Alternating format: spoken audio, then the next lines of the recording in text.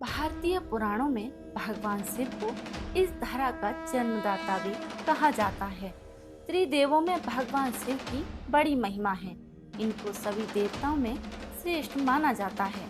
भगवान शिव को देवों के देव महादेव भी कहा जाता है। वेदों में इन्हें रुद्र के नाम से भी जाना जाता है।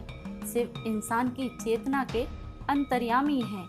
इनकी अर्धांगिनी यानी देवी शक्ति को माता पार्वती के नाम से भी जाना जाता है।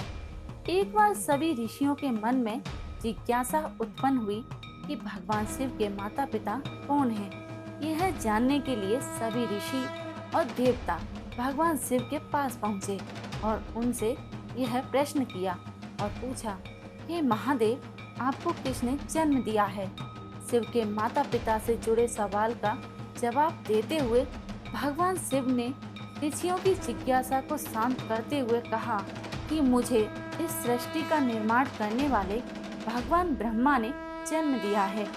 ऋषियों की जिज्ञासा इतने पर भी शांत नहीं हुई, तो फिर उन्होंने एक बार भगवान शिव से सवाल पूछा, अगर ब्रह्मा आपके पिता हैं तो फिर आपके दादाजी कौन हैं?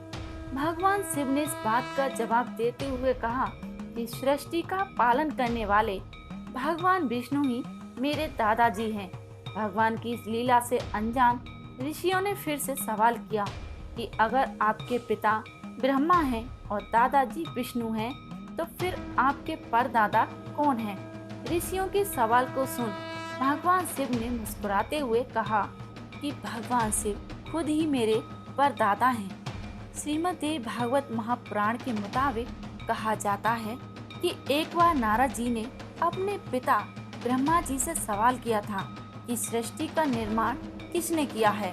ब्रह्मा जी ने, भगवान विष्णु ने या स्वयं भगवान शिव ने तथा इन तीनों भगवान को जन्म किसने दिया है, अर्थात आपके माता पिता कौन हैं?